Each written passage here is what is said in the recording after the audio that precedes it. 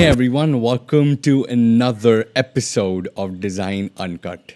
And in today's episode, we are going to discuss the most important skills, both soft skills and hard skills, that a designer must have to become successful in life. So, the first skill, which is undeniable, it's something you cannot go without, is empathy. Empathy not only towards the customers and users, but also empathy towards the business. So, whenever we are doing a certain project in a business, we take care of two sort of objectives: user objectives as well as business objectives. Now, you must understand where those user objectives come from, where those business objectives come from, and put yourself in the user's feet as well as put yourself in the business's feet. What will then happen is that you'll have a better understanding of what needs to exist in your application or on a website or service, and you will also be able to move faster without having to reiterate your designs all the time. So that is something that helps you improve your productivity as well, because you have a better understanding of your users as well as your business. And overall, in any sort of job or business, if you're empathetic towards your users as well as business needs, you will generally have a more successful career forward. The second thing that we'll be discussing is be observant and critical. So let's check out what observant means. Observant is when you observe your surroundings. Whenever I'm often traveling in a car or I'm outside, I always check out these billboards and hoardings that are there on the street. I check out posters, I check out restaurant menus, and I always criticize their designs. Of course, if the poster is par excellent, then I will have no reason to really say anything wrong about it, but I always try to criticize designs which are half-baked, especially restaurant menus. I'll put a restaurant menu up here, which is absolutely astonishing, not in a good way, in a very bad way, because of course the content, of course, is not correct. The content is confusing, the English is off.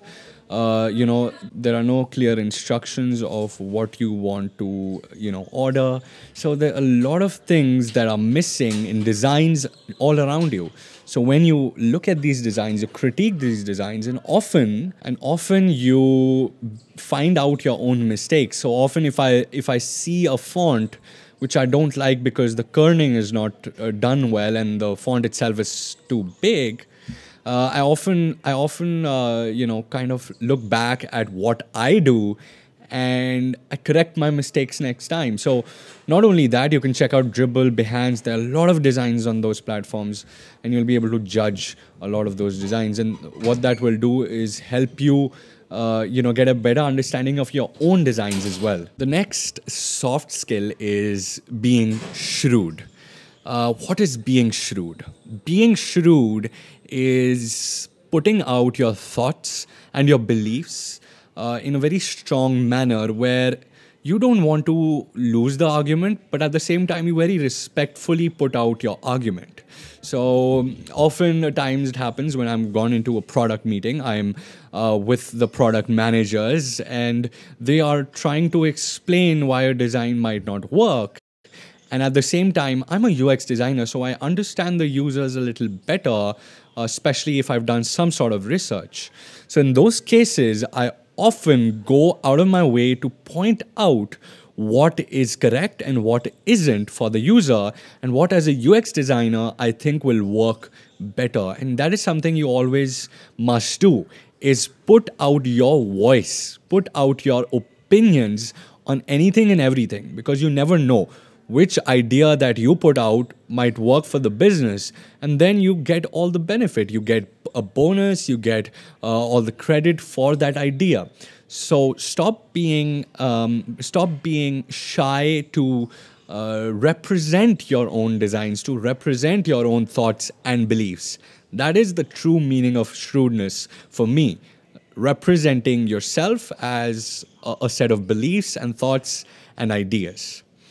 The next thing, which is very, very important, now listen up, is being able to bend the rules of design to give a better user experience and a better, an overall profit to the business. So often at times we come across all these design principles, which again are very important. They guide our designs often, but they're not. But you must remember they're principles. They're guiding principles. They're not a full and final rule. That's not something that you have to follow, and only then can you achieve greatness in design or in any other field. So if you are a designer, you're an engineer, whatever you are, if you are, following principles, that's great, but don't be afraid to bend them once a while from time to time. Now, that way, not only will you become a better designer, but you will also become a better entrepreneur, a better businessman, and a better leader, because you're not always focusing on principles. You allow other people to break the rules, as well as you yourself break the rules and principles once a while. It's not a bad thing. The next one is also, again, very important. I know I say very important to almost every point, but that is how crucial these points are. So the next point is a hunger to practice and experiment and explore all the time. So this is one thing that every designer will probably tell you when you come across them is practice, practice, practice until you become better at design. You can't really become perfect at design, but you can definitely achieve greatness. That will only happen if you keep on practicing and you have a hunger for it. So often at times, if I haven't designed my own thing for like 2-3 days, or if I haven't taken up a personal project for 2-3 days, I kind of feel out of sync with my skills and with my art and with my science. What I mean by science is UX. What I mean by art is my UI design and interaction design skills. It's very crucial to stay in sync with all that you know. It's great to keep on learning, but who's brushing up what you already know? You should always go ahead and practice and take up personal projects, even if you are working for someone else. You're working in an office, you have like 10 different clients, but you should still do something even little. There are a lot of these daily design challenges, 100 days of design, 30 days of type, and more such very creative challenges and competitions which you can take part in and become a part of a bigger community. That way you will get more visibility amongst this community, but you will also be able to, experiment more and challenge your speed, your skills, and stay in sync with what you already know and stay up to date as well, because you're learning new things every time you design, right? The next thing is it's very close to my heart. It's something that I believe truly in, and it's called being okay with failing.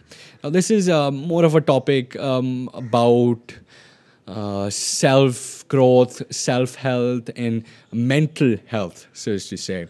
Now, this is a very important topic. This mental health is something that one must never take lightly. If you're feeling stressed out, you have a designer's block, is what we call it, where you're not able to think too well, your ideas are not and thoughts are not being able to convert into actual designs or something at least on the paper. It's sad, because at the end of the day, you are a hardworking person, you're a hardworking designer, and at the end of the day, your ideas are just stuck in your head. The best way to avoid that is to being okay with it. If you're okay with it, you don't overthink it, that block slowly does go away.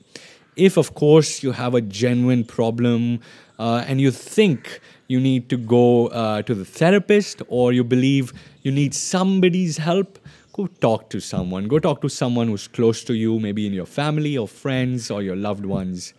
Or if you have access and you can afford a therapist, I suggest get some therapy done just to clear out your head. I had a friend in college who used to get therapy, even though he did not have a lot of issues, but he felt that there was some anxiety issues that he had. He had faced some backlash from a lot of people because he didn't speak up in a lot of situations where he was supposed to. And he went to the therapist and he had no issues talking about it. Maybe to me, I'll never take his name because I don't want him to feel that I'm just using his name to portray this. But if you're watching this, man, that's very brave of you. So if you are facing anything like that, remember, don't overthink. Stop where you are. Don't keep on designing. Don't keep on experimenting with 10 things because the final result will never be good if you're in that kind of situation. So take a step back, slow down. Even if you have the shrewdest and meanest of clients or managers or whatever, take half an hour off. Take an hour off. Eat some chips. Go out. Go for a stroll. Not right now. Stay home, but maybe go out to your garden or your backyard or just like me. I'm right now in my balcony because I can't stay in my house for the whole day. It's dark. It gets dark in the evening. The lights are on, but there's still a feeling of disconnect from the outer world. So that is something that I really like doing to open up my head and really think. Now we've gone off topic, but I hope these little soft skill ideas helped you out. And if they did, I would love to hear from you. So you can always reach out to me on YouTube, on Facebook, on Instagram. Just search for Puneet Chawla. You'll find me. On Instagram, I'm Puneet Chawla Official. So you can connect with me there. And I make these podcasts every week. I never miss a week.